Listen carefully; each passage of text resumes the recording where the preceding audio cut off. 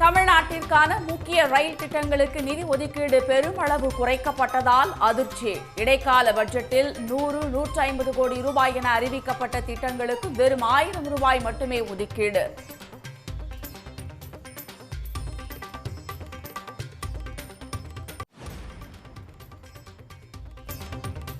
ஒன்றிய அரசின் நிதி குறைப்பால் மொரப்பூர், தருமபுரி உள்ளிட்ட புதிய வழித்தடங்கள் அமைவதில் சிக்கல். நிதி ஒதுக்கீட்டில் தமிழ்நாட்டை ஒன்றிய அரசு தொடர்ந்து வஞ்சிப்பதாக எதிர்க்கட்சிகள் கண்டனம்.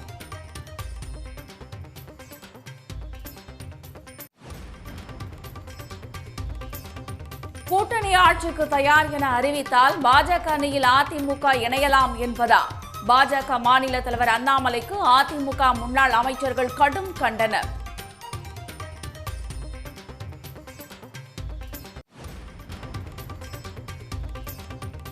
ஆளுநர் ரவியின் தேநீர் விருந்தை திமுகவும் புறக்கணிப்பதாக அறிவிப்பு. ஏற்கனவே திமுக கூட்டணி கட்சிகள் புறக்கணிப்பதாக அறிவித்த நிலையில் திமுக அமைப்பு செயலாளர் RS பாரதி அறிவிப்பு.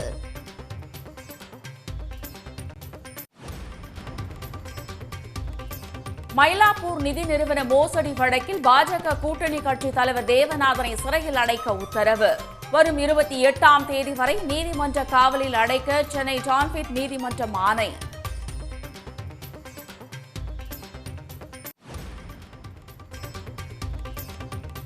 ஆம்ஸ்ட்ராங் கொலை வழக்கில் ரவுடி நாகேந்திரனுக்கு 3 நாள் போலீஸ் காவல். எழும்பூர் குற்றவியல் நீதிமன்றம் உத்தரவு.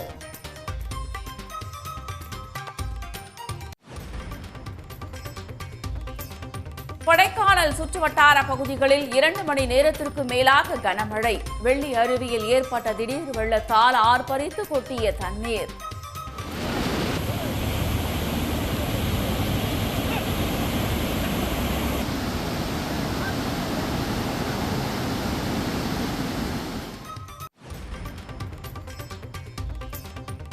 நாகையிலிருந்து காங்கேசன்துறைக்கு நாளை கப்பல் போக்குவரத்து மீண்டும் தொடக்கம்.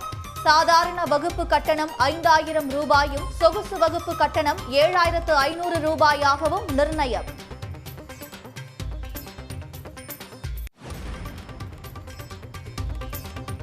கனமழையால் மீண்டும் வெள்ளத்தில் தத்தளிக்கும் கேரளாவின் சூரல்மலை கிராமம். மீட்பு பணிக்காக போடப்பட்ட பாலம் சேதம். வெள்ளத்தில் சிக்கிய பசுமாடு போராடி மீட்பு.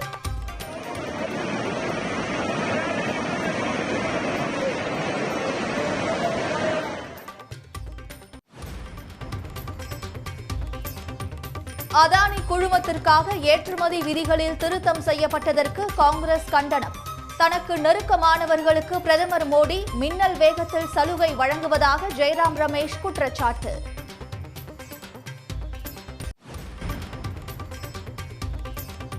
இந்திய அணியின் பந்துவீச்சு பயிற்சியாளராக மோர்னே மோர்கல் நியமனம். தலைமை பயிற்சியாளர் கௌதம் காம்பீர் பரிந்துரையின் பேரில் BCCI நடவடிக்கை. சுதந்திர தினத்தை ஒட்டி தமிழ்நாடு ஆளுநர் RN ரவி அளிக்கும் தேநீர் விருந்தை புறக்கணிக்கப் போவதாக திமுக அறிவித்துள்ளது. சுதந்திர நாளில் அரசியல் கட்சி தலைவர்கள் மற்றும் முக்கிய பிரமுகர்களுக்கு ஆளுநர் மாளிகையில் தேநீர் விருந்து அளிக்கப்படுவது வழக்கம். இந்த ஆண்டு நடைபெறவுள்ள தேநீர் விருந்தில் பங்கேற்குமாறு அரசியல் கட்சி தலைவர்களுக்கு ஆளுநர் மாளிகையிலிருந்து அழைப்பு கடிதம் அனுப்பப்பட்டுள்ளது. ஆளுநர் திரு RN ரவியின் தேநீர் விருந்தை புறக்கணிப்பதாக காங்கிரஸ், மதிமுக, இந்திய கம்யூனிஸ்ட் கட்சி, மார்க்சிஸ்ட் கம்யூனிஸ்ட் கட்சி, விடுதலை சிறுத்தைகள் கட்சி, மனிதநேய மக்கள் கட்சி ஆகியவை அறிவித்துள்ளன. இந்நிலையில் ஆளுநரின் தேநீர் விருந்தை புறக்கணிப்பதாகவும் திமுக சார்பில் யாரும் பங்கேற்க மாட்டார்கள் என்றும் அக்கட்சியின் அமைப்பு செயலாளர் திரு RS பாரதி தெரிவித்துள்ளார். ஆளுநராக திரு RN ரவி பதவியேற்ற நாளிலிருந்தே தமிழ்நாட்டின் நலனுக்கும் மக்களால் தேர்ந்தெடுக்கப்பட்ட அரசுக்கும் எதிராகவே அவரது செயல்பாடுகள் இருப்பதால் அவர் அளிக்கும் தேநீர் விருந்தை புறக்கணிப்பதாக திமுக கூட்டணி கட்சிகள் அறிவித்துள்ளன. தேநீர் விருந்தில் தமிழ்நாடு அரசு சார்பில் பங்கேற்பது குறித்து முதலமைச்சர் திரு MK ஸ்டாலின் அறிவிப்பார் என்று திரு RS பாரதி கூறியுள்ளார். கடந்த ஆண்டு ஆளுநர் மாளிகையின் தேநீர் விருந்தை அரசு புறக்கணிப்பதாக முதலமைச்சர் திரு MK ஸ்டாலின் அறிவித்ததை அடுத்து ஆளுநர் மாளிகை தேநீர் விருந்தை ரத்து செய்தது குறிப்பிடத்தக்கது. இந்நிலையில் இந்த ஆண்டு ஆளுநரின் தேநீர் விருந்தில் அதிமுக சார்பில் முன்னாள் அமைச்சர்கள் திரு ஜெயக்குமார், திரு பெஞ்சமின் ஆகியோர் கலந்து கொள்வார்கள் என அக்கட்சி தெரிவித்துள்ளது. மயிலாப்பூர் நிதி நிறுவன மோசடி வழக்கில் பாஜக கூட்டணி கட்சி தலைவர் தேவநாதனை வரும் 28ஆம் தேதி வரை சிறையில் அடைக்க சென்னை முதலீட்டாளர்களுக்கான சிறப்பு நீதிமன்றம் உத்தரவிட்டுள்ளது. இந்திய மக்கள் கல்வி முன்னேற்றக் கழக தலைவரான தேவநாதன் நடந்து முடிந்த மக்களவைத் தேர்தலில் பாஜக கூட்டணி சார்பில் சிவகங்கையில் போட்டியிட்டு தோல்வியடைந்தார்.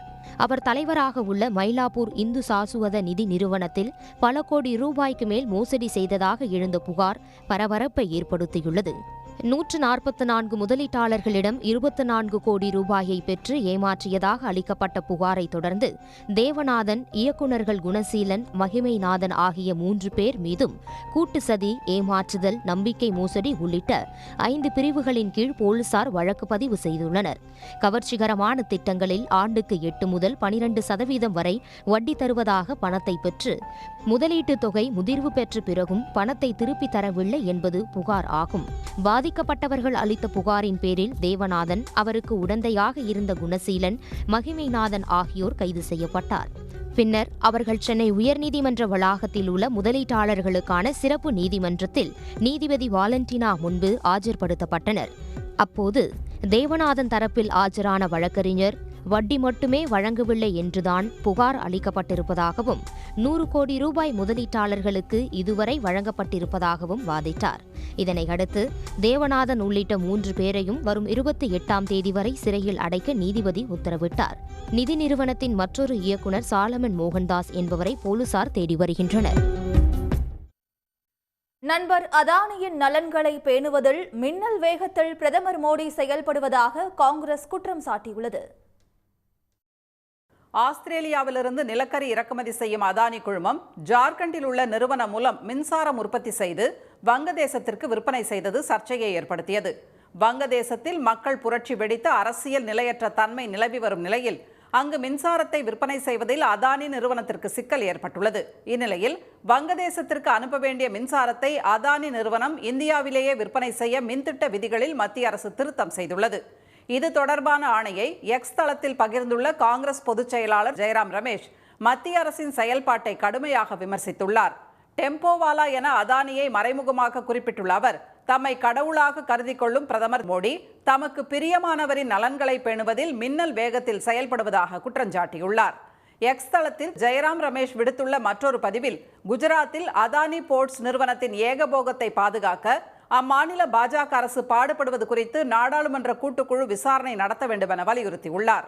தனியார் துறைமுகங்களை கட்டுதல், பராமரித்தல், ஒப்படைத்தல் அடிப்படையில் 30 ஆண்டுகள் பயன்படுத்த குஜராத் அரசு சலுகை வழங்கி வரும் நிலையில் இந்த சலுகையை 75 ஆண்டுகளாக நீட்டிக்க அதானி துறைமுக நிறுவனம் குஜராத் கடல் வாரியத்திடம் விண்ணப்பித்திருப்பதாக தெரிவித்துள்ளார். வருவாயை கருத்தில் கொண்டு புதிய டெண்டர் விண்ணப்பங்களை வரவேற்க வேண்டும் அல்லது அதானி நிறுவனத்திடம் கூடுதல் தொகையை வசூலிக்க வேண்டுமென குஜராத் கடல் வாரியம் பரிந்துரைத்ததை டெம்போவாலா கட்டாயப்படுத்தி மாற்றிவிட்டதாக அவர் குறிப்பிட்டுள்ளார். புதிய டெண்டர்கள் கோரப்படாமல், கட்டணத் தொகையும் அதிகரிக்கப்படாமல் அதானி நிறுவனத்தின் சலுகை காலத்தை நீட்டித்து குஜராத் முதலமைச்சர் உள்பட அனைவரும் விரைந்து ஒப்புதல் வழங்கியுள்ளதாக ஜெயராம் ரமேஷ் சுட்டிக்காட்டியுள்ளார். அதானி நிறுவனத்தின் ஏகபோகத்தை பாதுகாக்க குஜராத் அரசு மேற்கொண்ட நடவடிக்கையால் அம்மாநில அரசுக்கு பல கோடி ரூபாய் வருவாய் இழப்பு ஏற்பட்டுள்ளதால் அது குறித்து நாடாளுமன்ற கூட்டுக்குழு விசாரணை நடத்த வேண்டும் என அவர் வலியுறுத்தியுள்ளார். தமிழ்நாட்டில் கூட்டணி ஆட்சிக்கு தயார் என்று அதிமுக அறிவித்தால் பாஜக கூட்டணியில் இடம்பெறலாம் என பாஜக மாநில தலைவர் அண்ணாமலை கூறியதற்கு அதிமுக முன்னாள் அமைச்சர்கள் ஆர்.பி. உதயகுமார், கடம்பூர் ராஜு கண்டனம் தெரிவித்துள்ளனர். அண்ணாமலை முதலில் வார்டு கவுன்சிலராக வெற்றி பெறட்டும் என்றும் காட்டமாக பதிலடி கொடுத்துள்ளனர். ஏன்னா தமிழகத்தினுடைய நிலைமை பார்த்தீங்கன்னா அந்த 40%, 45% வச்சிருந்த கட்சிகள் இன்னைக்கு 30க்கு வந்துட்டாங்க, 26க்கு வந்துட்டாங்க, 19க்கு வந்துட்டாங்க. இன்னைக்கு ஒருவேளை திமுகவோ அதிமுகவோ 2026 கூட்டணி ஆட்சின்னு அவங்க சொல்லிட்டாங்கன்னா தமிழகத்தினுடைய அரசியல் களம் மாறும். ஏன்னா நானும் முட்டாள் கிடையாதுங்கன்னா, நாமளும் அரசியலை பார்க்குறோம்.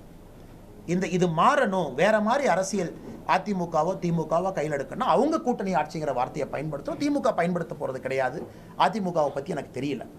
அதனால் அவங்க கூட்டணி ஆட்சின்னு சொன்னாங்கன்னா இப்போ இருக்கக்கூடிய நிலைமை மாறுவதற்கான வாய்ப்பு இருக்கு. ஏன் நிவாரண பேரிடர் காலங்களில் தமிழ்நாட்டு மக்களுக்கு ஆறுதல் சொல்வதற்கு ஏன் வரல? ஏன் பேரிடர் நிவாரண நிதி ஒதுக்கலை? ஏன் மெட்ரோவுக்கு நிதி ஒதுக்கலை? ஏன் நிதிநிலை ஒதுக்கலை? ஏன் வளர்ச்சி நிதி கொடுக்கல? ஏன் வறட்சி நிதி கொடுக்கல? ஏன் தமிழ்நாட்டு மக்களை புறக்கணிக்கிறீங்க? ஒவ்வொரு நிதிநிலை அறிக்கையிலும் திருக்குறள் இருந்துச்சு. இப்போ ஏன் திருக்குறள் ஐயன் திருவள்ளுவரை ஏன் மறந்துட்டீங்க? ஏன் புறக்கணிச்சிட்டீங்க? ஏன் அவாய்ட் பண்ணிட்டீங்க? ஏன்னா தமிழ்நாட்டு மக்களும் உங்களை அவாய்ட் பண்ணிட்டாங்க. அதோடைய விரக்தி அவர் ஒரு கற்பனை உலகத்தில் வாழ்கிறார் சார். அவரை பற்றிலாம் நம்ம கேட்டு நேரத்தை வீணடிக்கிறது ஒரு தமிழ்நாட்டு மக்களுக்கு ஒரு பிரயோஜனமும் இல்லை. முதல்ல அரசியல் பக்குவம் வேணும் சார், அனுபவம் வேணும். இப்போ நாங்களும் இங்கே இருக்கிற ஒவ்வொருத்தரும் பேசணும்னா எல்லாருக்கும் என்ன வாய் இருக்குது, வாய்க்கிறவங்களாம் பேச தெரியும். பேசுகிறது ஒன்றும் முக்கியம் இல்லை சார், செயலில் இருக்கணும். யாரையாவது ஒருத்தர் நீங்கள் எங்கள் வீட்டுக்கு வேண்டான்னு சொன்ன பிறகு நாங்கள் அப்படி வருமா, கொல்லைப்புற வழியுமா இல்லை அந்த வழியை வருவோமான்னு கேட்குற மாதிரி இன்றைக்கி அண்ணாமலை அவர்கள் இந்த கூட்டணிக்கு பேசுறதுக்கு அவசியம் இல்லையே.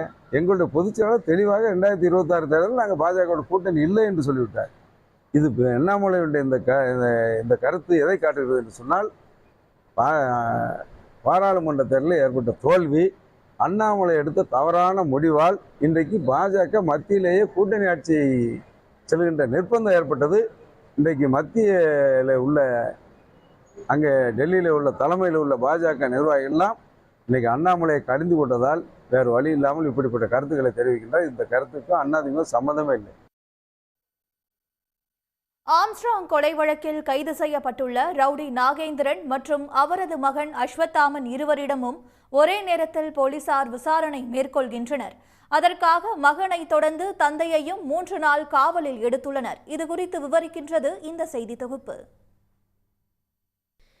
ஆம்ஸ்ட்ராங் கொலை வழக்கில் 22வது நபராக கைது செய்யப்பட்ட ரவுடி நாகேந்திரனின் மகன் அஸ்வத்தாமனை போலீசார் 4 நாட்கள் காவலில் எடுத்து துருவி விசாரணை நடத்தி வருகின்றனர். பகுஜன் சமாஜ் கட்சியின் மாநில தலைவராக இருந்த ஆம்ஸ்ட்ராங் சென்னை பெரம்பூரில் கடந்த மாதம் 5ஆம் தேதி படுகொலை செய்யப்பட்டார். இந்த கொலை வழக்கில் சிபிசிஐடி போலீசார் 6 வழக்கறிஞர்கள் உள்ளிட்ட 21 பேரை ஏற்கனவே கைது செய்தனர். 22வது நபராக பிரபல ரவுடி நாகேந்திரனின் மகன் அஸ்வத்தாமன் கைது செய்யப்பட்டார். அவரைத் தொடர்ந்து ரவுடி நாகேந்திரனும் இந்த வழக்கில் சேர்க்கப்பட்டு உள்ளார். வேலூர் சிறையில் உள்ள நாகேந்திரன் 23வது நபராக கைது செய்யப்பட்டு உள்ளார். அவரை எழும்பூர் நீதிமன்றத்தில் போலீசார் ஆஜர்படுத்தினர். அத்துடன் 7 நாட்கள் காவலில் எடுத்து விசாரிக்க அனுமதிக்க வேண்டும் என்று போலீசார் மனு செய்தனர். இது தொடர்பான விசாரணையின் போது நாகேந்திரனின் உடல்நிலையை காரணம் காட்டி போலீஸ் காவலுக்கு செல்ல அவரது தரப்பு வழக்கறிஞர் எதிர்ப்பு தெரிவித்தார். ஆனால் ஆம்ஸ்ட்ராங் கொலையில் நாகேந்திரனிடம் விசாரிப்பது அவசியம் என்று போலீஸ் தரப்பில் வலியுறுத்தப்பட்டது. இதனை ஏற்றுக்கொண்ட நீதிபதி அவரை 3 நாள் காவலில் விசாரிக்க அனுமதி அளித்தார்.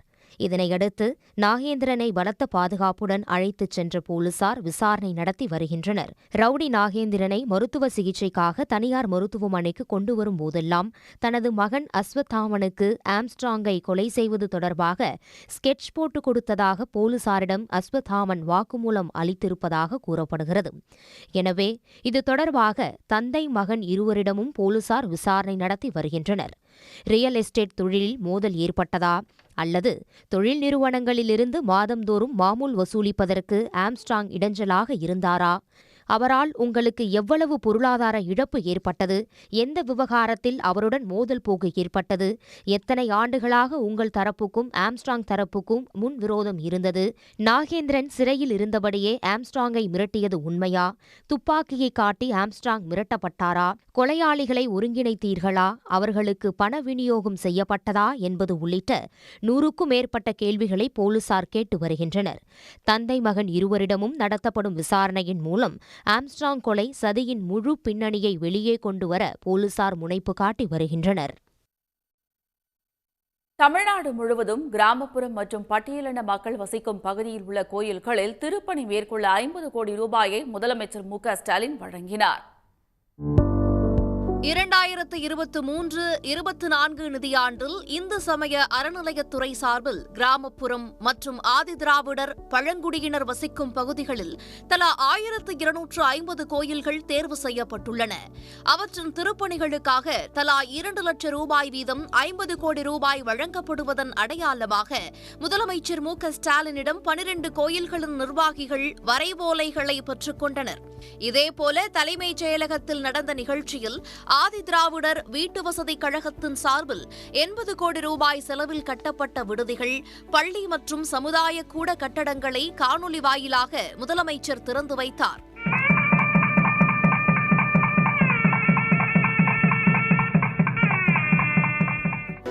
கோடியே 70 லட்சம் ரூபாய் மதிப்பீட்டில் கட்டப்பட்டுள்ள 58 கட்டடங்கள் இன்று மாண்புமிகு தமிழ்நாடு முதலமைச்சர் அவர்களால் திறந்து வைத்தமைக்கு நெஞ்சார்ந்த நன்றிகள். இதேபோல எழுதுபொருள் மற்றும் அச்சுத்துறை சார்பில் திருச்சி மாவட்டம் துவாக்குடி சிட்கோ வளாகத்தில் 1 கோடியே 82 லட்சம் ரூபாய் செலவில் கட்டப்பட்டுள்ள கட்டடத்தை முதலமைச்சர் காணொலி வாயிலாக திறந்து வைத்தார்.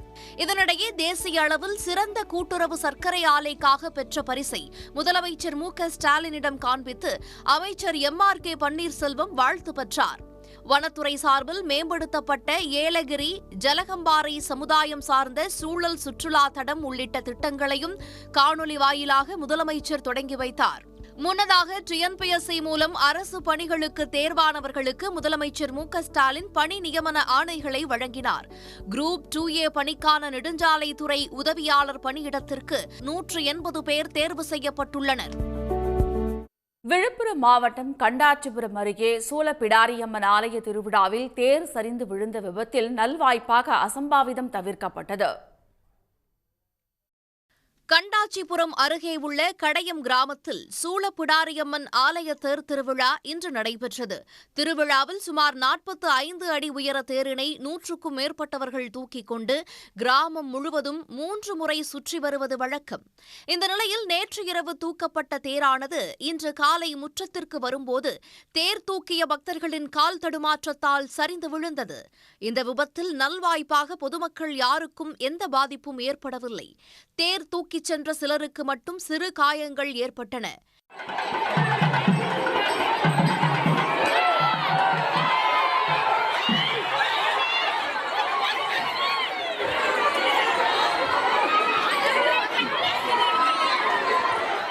இதனிடையே 3 முறை ஊரை சுற்றி வரும் தேரானது விபத்து எதிரொலியாக முதல் சுற்றிலேயே நிறுத்தப்பட்டது. பின்னர் தேர் நிமிர்த்தி வைக்கப்பட்ட பின் தேரோட்டம் நிறைவு பெற்றதாக அறிவிக்கப்பட்டுள்ளது. நாகையிலிருந்து இலங்கையின் காங்கேசம் துறைக்கு வரும் 16ஆம் தேதி முதல் கப்பல் சேவை தொடங்குகிறது. அழகிய தமிழில் சிவகங்கை என பெயரிடப்பட்டுள்ள கப்பலின் சிறப்பம்சங்கள் குறித்து விளக்குகின்றது இந்த செய்தி தொகுப்பு. நாகை துறைமுகத்திலிருந்து இலங்கையில் உள்ள காங்கேசன் துறைக்கு கடந்த ஆண்டு அக்டோபர் 14ஆம் தேதி பிரதமர் நரேந்திர மோடி கப்பல் சேவையை தொடங்கி வைத்தார். செரியாபாணி என பெயரிடப்பட்ட கப்பல் சேவை கனமழை தொடங்கிய ஒரு வாரத்திலேயே நிறுத்தப்பட்டது. இந்நிலையில் வரும் 16ஆம் தேதி காலை 8 மணிக்கு கப்பல் சேவை தொடங்க உள்ளதாக கப்பல் சேவையை வழங்கும் தனியார் நிறுவனமான இன்ஸ்ட்ரீ அதிகாரப்பூர்வமாக அறிவித்துள்ளது. சிவகங்கை என பெயரிடப்பட்டுள்ள இந்த கப்பல் அந்தமானில் இருந்து 2 நாட்களுக்கு முன்னர் சென்னை வழியாக நாகை துறைமுகத்திற்கு வருகை தந்துள்ளது. சாதாரண வகுப்பில் 123 இருக்கைகள் அமைக்கப்பட்டுள்ள இந்த கப்பலில் நபர் ஒருவருக்கு 5000 ரூபாய் கட்டணமாக நிர்ணயிக்கப்பட்டுள்ளது. பிரீமியம் வகுப்பில் உள்ள 27 இருக்கைகளில் நபர் ஒருவருக்கு 7500 ரூபாய் கட்டணம் நிர்ணயிக்கப்பட்டுள்ளது.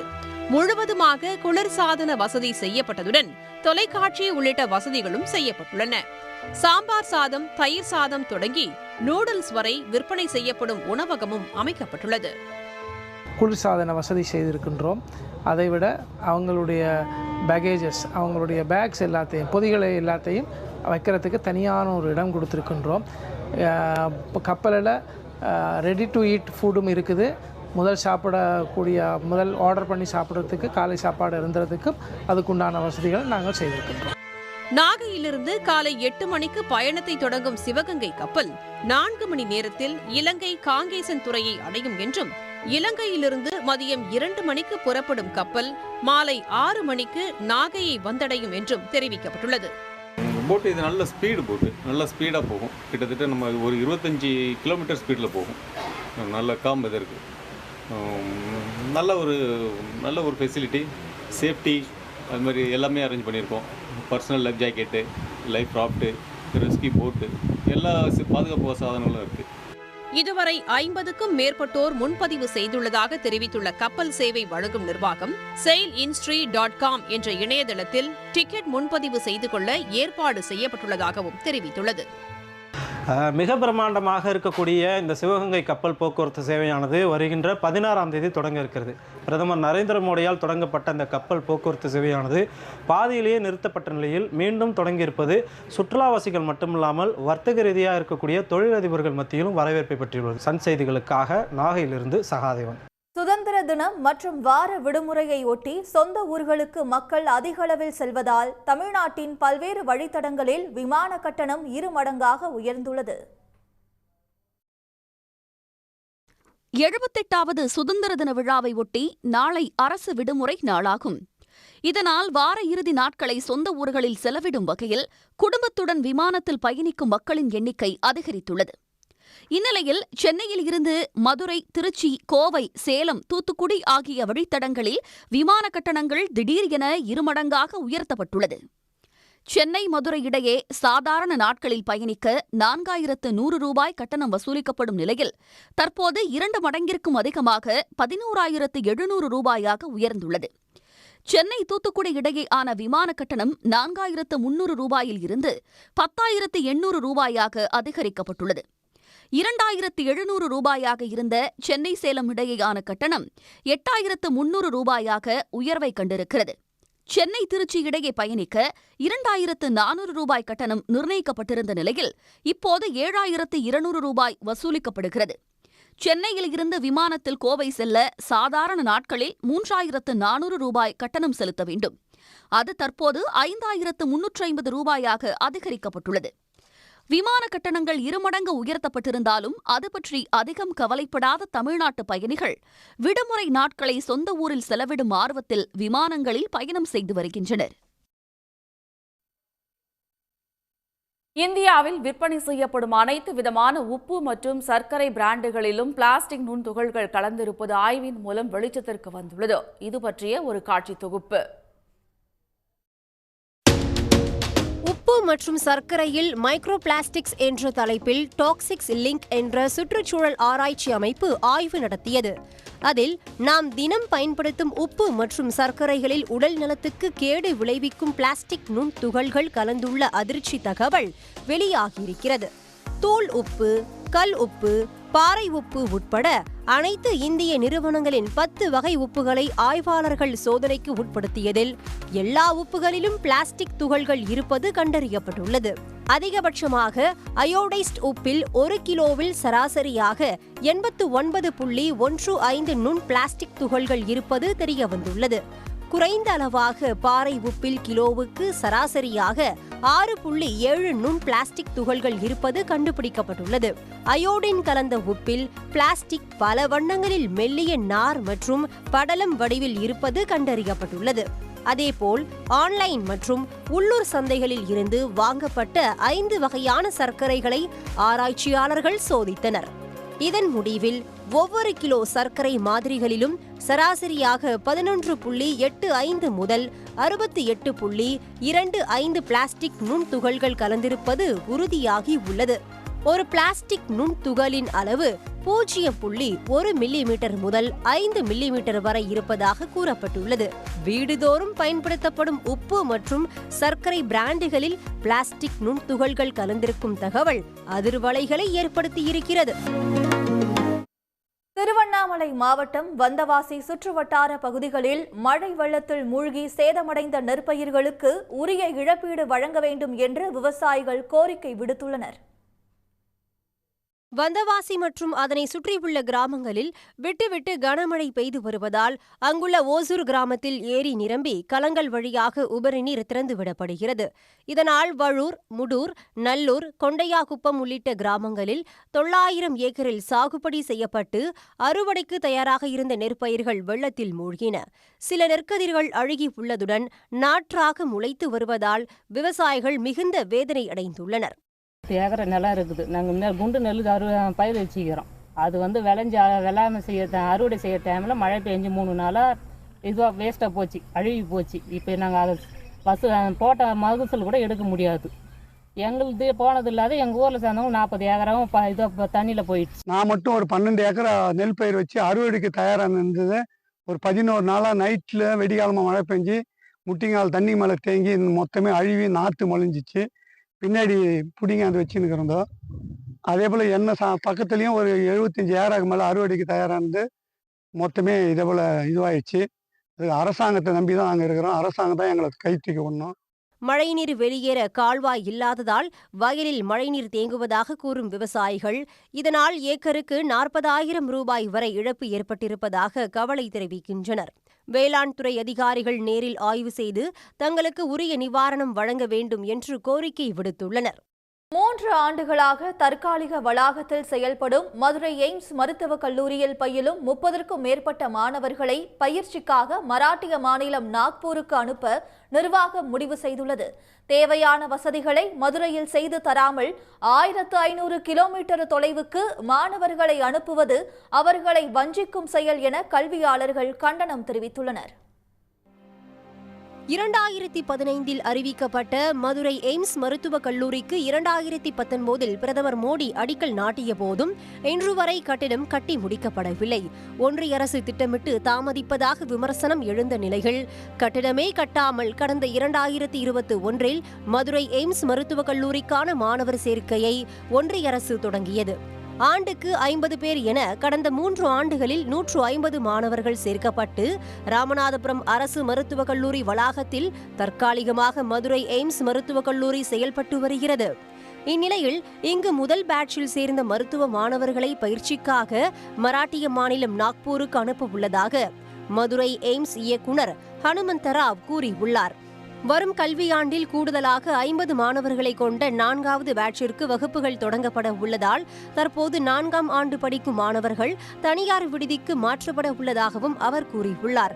மதுரை எய்ம்ஸ் நிர்வாகத்தின் இந்த நடவடிக்கை மருத்துவ மாணவர்களை வஞ்சிக்கும் செயல் என கல்வியாளர்கள் மற்றும் மருத்துவர்கள் கண்டனம் தெரிவித்துள்ளனர். மருத்துவக் கல்லூரி மருத்துவக் கல்லூரி இல்லாமலே ஒரு மருத்துவக் கல்லூரி துவங்கப்பட்டு இப்பொழுது போதிய அடிப்படை கட்டமைப்பு வசதிகள் இல்லாமல் மருத்துவமனைகள் இல்லாமல் அந்த மாணவர்களுக்கு கிளினிக்கல் ட்ரைனிங் கொடுக்க முடியாமல் இப்பொழுது நாக்பூருக்கு அனுப்புவது என்பது அந்த மாணவர்களுக்கு தேவையில்லாத சிரமங்களை உருவாக்குகிறது.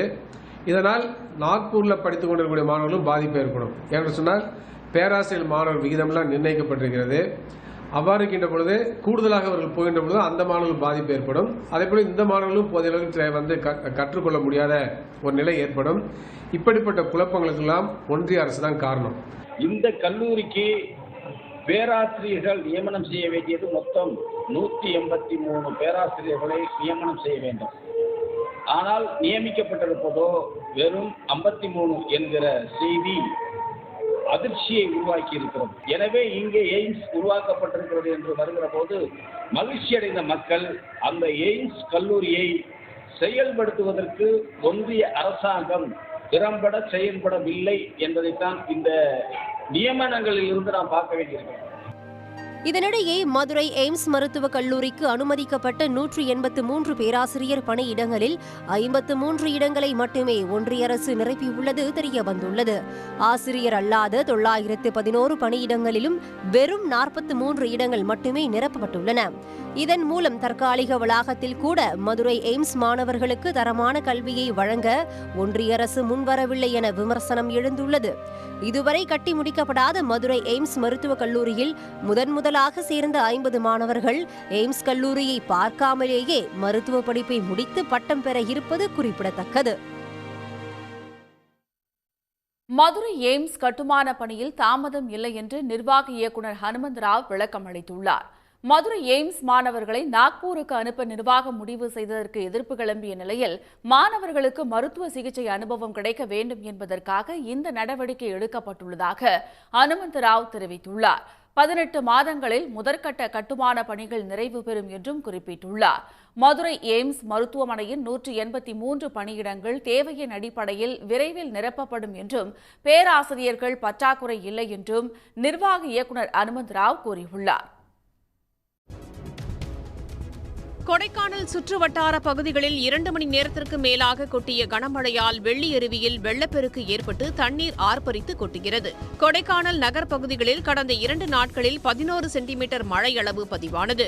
இந்த நிலையில் இன்று காலையிலிருந்து தொடர்ந்து சாரல் மழை பெய்து வந்த நிலையில் நகர் பகுதிகளான மூஞ்சிக்கல், அண்ணா சாலை, பேருந்து நிலையம் உள்ளிட்ட இடங்களில் கனமழை கொட்டி தீர்த்தது. பகல் 2 மணியிலிருந்து தொடர்ந்து 2 மணி நேரம் நகர்ப்பகுதிகளில் கனமழை தொடர்ந்து பெய்ததால் நீரோடைகள் மற்றும் அருவிகளில் வெள்ளம் பெருக்கெடுத்து ஓடியது. குறிப்பாக கொடைக்கானல் முகப்பு பகுதியில் உள்ள வெள்ளி நீர்வீழ்ச்சி பகுதியில் வெள்ளப்பெருக்கு ஏற்பட்டது.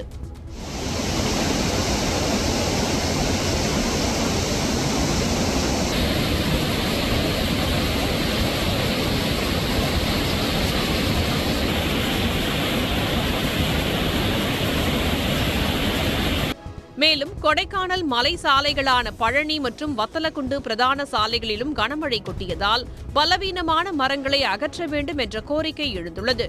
தொடர்ந்து கனமழை மற்றும் கடுமையான பனிமூட்டம் நிலவி வருவதால் வாகன ஓட்டிகள் வாகனங்களை செலுத்துவதில் சிரமம் ஏற்பட்டுள்ளது.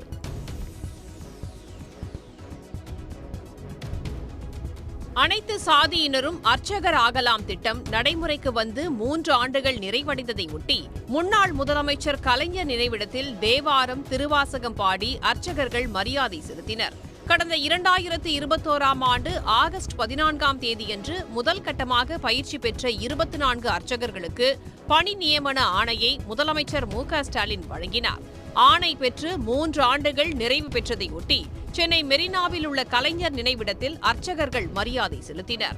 இந்த பயிற்சி முடித்த மாணவர்கள் ஆகம கோயில்கள், திருவண்ணாமலை அருணாச்சலேஸ்வர் கோயில், மதுரை மீனாட்சி அம்மன் கோயில், பார்த்தசாரதி கோயில், ஸ்ரீரங்கம் ரங்கநாதர் கோயில், இது போன்ற கோயில்களிலும் பாடல் பெற்ற ஸ்தலங்களிலும் இந்த பயிற்சி முடித்த மாணவர்கள் அனைவரையும் உடனடியாக பணியாளை வழங்க வேண்டும் என்று அனைத்து சாதியினரையும் அர்ச்சகர்களாக பணி நியமனம் செய்த முதலமைச்சர் மு.க.ஸ்டாலினுக்கு நன்றி தெரிவிப்பதாகவும் பணி ஆணை கிடைக்காமல் காத்திருக்கும் அர்ச்சகர்களுக்கு இழப்பீட்டுத் தொகை வழங்க வேண்டும் எனவும் அவர்கள் கோரிக்கை விடுத்தனர். மதுரையில் மல்லிகை பூவரத்து குறைவால் விலை சற்று உயர்ந்து காணப்படுகிறது. 900 ரூபாய்க்கு விற்கப்பட்ட 1 கிலோ மல்லிகைப்பூ 1500 ரூபாய்க்கு விற்பனை செய்யப்படுகிறது. நாள் ஒன்றுக்கு 10 டன் அளவிற்கு வரக்கூடிய மல்லிகைப்பூ தற்போது 5 டன் மட்டுமே வரத்துள்ளதால் விலை உயர்ந்துள்ளது. ரோஜா பூக்கள் கிலோ 150 ரூபாய்க்கும், சம்பங்கி கிலோ 250 ரூபாய்க்கும், அரளி, செவ்வந்தி தலா 200 ரூபாய்க்கும் விற்பனை செய்யப்படுகின்றன. ஆடிவள்ளி, ஆவணி மாத தொடக்கம் மற்றும் முகூர்த்த நாட்கள் வர உள்ளது. பூக்களின் விலை உயர்ந்துள்ளதாக வியாபாரிகள் தெரிவித்தனர். குஜராத் மாநிலத்தில் பள்ளி ஆசிரியர்கள் 150க்கும் மேற்பட்டோர் பள்ளிக்கே வருவதில்லை என்றும் அவர்களில் சிலர் வெளிநாடுகளுக்கு சென்று விட்டதாகவும் அதிர்ச்சி தகவல் வெளியாகியுள்ளது. அரசு பள்ளி ஆசிரியர் ஒருவர் ஓராண்டுக்கும் மேலாக அமெரிக்காவில் இருந்து கொண்டு மாதந்தோறும் ஊதியம் பெற்றது கடந்த வாரம் கண்டுபிடிக்கப்பட்டது. இதுகுறித்த விசாரணையில் மாநிலம் முழுவதும் சுமார் 150 ஆசிரியர்கள் முறையான அனுமதியின்றி நீண்ட விடுப்பில் இருப்பது தெரியவந்துள்ளது. அவர்களில் சிலர் வெளிநாடுகளுக்கு சென்றுவிட்டதாகவும் அதிர்ச்சி தகவல் வெளியாகியுள்ளது. நீண்ட விடுப்பில் இருக்கும் ஆசிரியர்களை ஆகஸ்ட் 19ஆம் தேதிக்குள் பணிநீக்கம் செய்ய அம்மாநில அரசு உத்தரவிட்டுள்ளது. விடுப்பில் இருப்பவர்கள் தொடர்ந்து ஊதியம் பெற்று வந்ததாக வெளியான தகவலை மறுத்துள்ள குஜராத் அரசு அவர்களுக்கான ஊதியம் நிறுத்தப்பட்டுள்ளதாக தெரிவித்துள்ளது.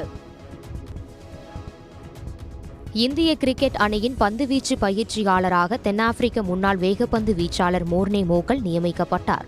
அணியின் தலைமை பயிற்சியாளராக கௌதம் கம்பீர் நியமனம் செய்யப்பட்டதும் பந்துவீச்சு பயிற்சியாளருக்கு மோர்னே மோகல் பெயரை பிசிசிஐயிடம் பரிந்துரை செய்திருந்தார். அதன்படி அவரை பிசிசிஐ உறுதி செய்து அறிவித்தது. இலங்கையுடனான இந்திய தொடரில் தனிப்பட்ட காரணங்களால் மோர்னே மோகல் பங்கேற்காத நிலையில் அடுத்த மாதம் தொடங்கும் வங்கதேசத்திற்கான டெஸ்ட் தொடரிலிருந்து இந்தியாவின் பந்துவீச்சு பயிற்சியாளராக பொறுப்பேற்க உள்ளார்.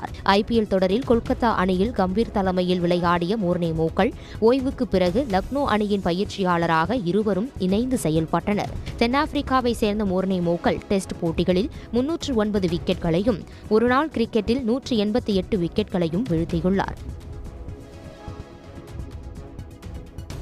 இடுக்கி மாவட்டம் மூணார் அருகே மலைச்சரிவில் உள்ள தோட்டங்களில் காய்த்து தொங்கும் ஆப்பிள்களை காண சுற்றுலா பயணிகள் ஆர்வம் காட்டி வருகின்றனர். மூணாரின் இயற்கை அழகை கண்டு ரசிப்பதற்காக வரும் சுற்றுலா பயணிகள் தவறாமல் பார்த்து செல்லும் இடமாக காந்தலூரில் மலையடிவாரத்தில் உள்ள ஆப்பிள் தோட்டங்கள் உள்ளன. குறிப்பாக குருவிலா என்ற விவசாயி இயற்கை முறையில் விளைவித்துள்ள ஆப்பிள்கள் சுற்றுலா பயணிகளை வெகுவாக கவர்ந்துள்ளது. പ്യൂർലി ഓർഗാനിക്കാന്നാണ് പറഞ്ഞത്. നല്ല ടേസ്റ്റും മധുരവും ഒക്കെ ഉണ്ട്. ഇനിയിപ്പം ഓഗസ്റ്റ് വരെ ഇവിടെ ആപ്പിൾ തോട്ടം ഇത് സജീവമാണെന്നാണ് പറഞ്ഞത്. അപ്പോൾ വേണ്ടവർക്ക് വന്ന് പറിക്കുകയും കാണാനും ഗ്രൂപ്പായിട്ട് വന്ന് ഇങ്ങനെ ഒരു വ്യത്യസ്തമായ അനുഭവത്തിന് ഒരു ഇതുണ്ട് ഇവിടെ. ஆர்கானிக் ஆப்பிள்கள் என்பதால் வெளி மார்க்கெட்டை விட பழங்களின் விலை சற்று அதிகமாக உள்ள போதிலும் சுற்றுலா பயணிகள் அவற்றை ஆர்வத்துடன் வாங்கி செல்கின்றனர். அரக்கோணம் அருகே சிக்னல் கோளாறு காரணமாக வந்தே பாரத் உட்பட 5க்கும் மேற்பட்ட ரயில்கள் 1 மணி நேரத்திற்கு மேலாக நடுவழியில் நிறுத்தப்பட்டதால் பயணிகள் கடும் அவதியடைந்தனர்.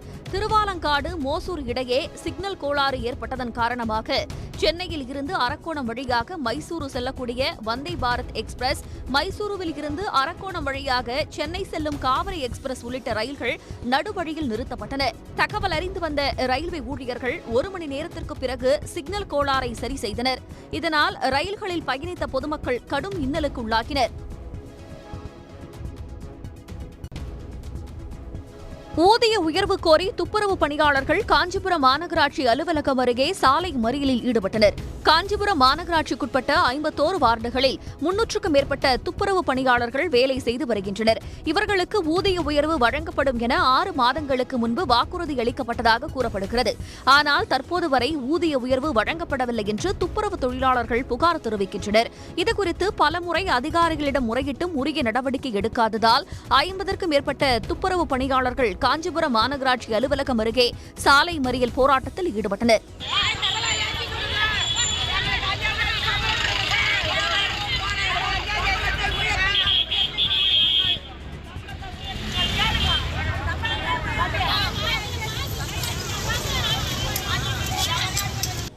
மாத ஊதியத்தை காலம் தாழ்த்தி வழங்குவதாக கூறி முழக்கம் எழுப்பினர்.